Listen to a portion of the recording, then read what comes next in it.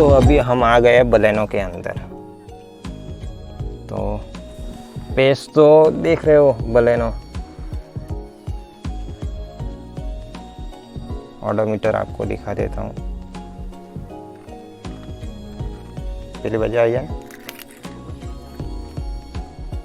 तो भाई हैचबैक के हिसाब से स्पेस में सबसे बड़ी मुझे बलेनो ही लगती है, क्योंकि मेरे पास i20 है, स्विफ्ट मेरे कज़िन की है, लेकिन उसमें भी इतनी स्पेस दे नहीं रखी है। बलेनो में बहुत स्पेस दे रखी है। तो स्पेस के मामले में बहुत ही एक नंबर का काम किया मारुति सुजुकी वालों ने। माइलेज भी अच्छी क्लेम करती है, पावर भी है, मतलब इतना भी कम नहीं और इतना भी ज़्यादा नहीं। तो पावर के मामले में भी इतनी दिक्कत नहीं है। अभी इसका यूज़र रिव्यू जयमीत भाई से पूछेंगे कि उसको कैसा रहा एक्सपीरियंस, क्योंकि मैं खुद नहीं बताने वाला हूँ, क्योंकि मैंने तो इतनी चलाई नहीं है कार। अभी जयमीत ने बहुत साल तक इसको यूज़ करा है, 3 साल हो चुके शायद। तो 3 साल में क्या क्या यूज़ रिव्यू है वो सब बताएगा। चलिए उसको ही पूछ लेते हैं। तो जयमीत अपना फेस नहीं दिखाने वाला हूँ, तो सीधा अभी उससे पूछ लेते हैं। जयमीत, तो बलेनो का एक्सपीरियंस कैसा रहा 3 साल के अंदर? गाड़ी एकदम बढ़िया है, एवरेज वाइज, मेंटेनेंस वाइज। सिर्फ एक ही प्रॉब्लम है, इसके पास है, जो ऑनेस्टली बोल रहा हूँ, जो भी इसकी मारुति। जयमीत भाई बोल रहे हैं कि बिल्ड क्वालिटी के मामले में मारुति सुजुकी की ये जो बलेनो कार है बहुत पीछे है। मैंने भी उसको अभी टच किया सब जगह से। बॉडी बहुत ही, मतलब बहुत ही डेलिकेट दे रखी, बहुत ही। तो बिल्ड क्वालिटी तो उसकी बेकार ही है, उसके मामले उसको छोड़ दो। और बता।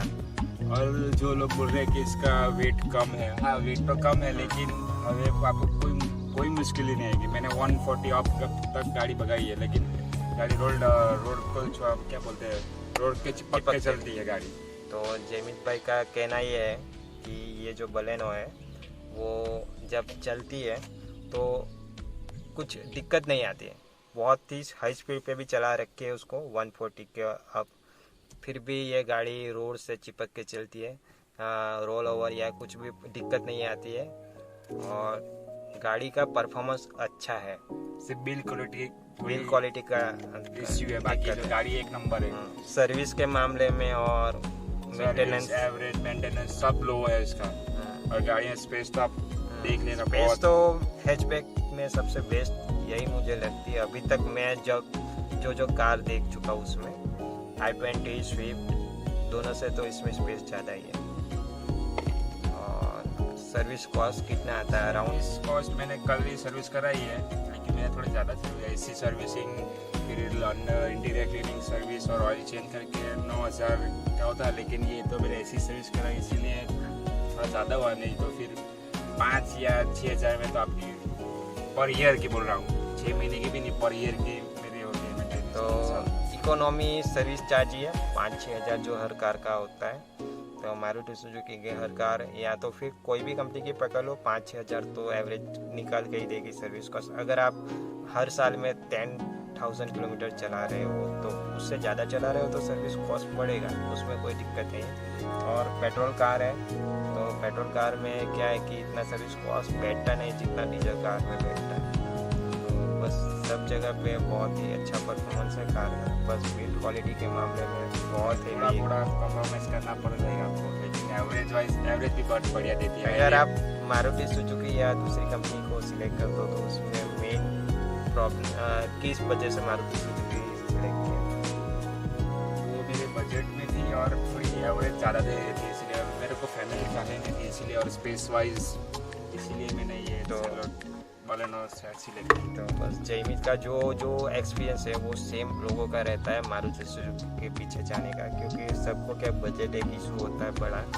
तो बजट में मारुति सुजुकी की कार आराम से बैठ जाती है। सेकंड नंबर उसका जो माइलेज है वो सबसे ज़्यादा ही रहता है, क्योंकि हल्की कार होती है। और दूसरा कि मारुति सुजुकी का पहले से ही उन लोगों का वर्क भी एवरेज पे ही किया है, तो वो इंडियन मार्केट में इसलिए सबसे ज़्यादा टिकी हुई कार बाकी सब कंपनी क्या करती है, बिल्ड क्वालिटी सर्विस सब में काम करती है, लेकिन माइलेज सबका बहुत कम होता है।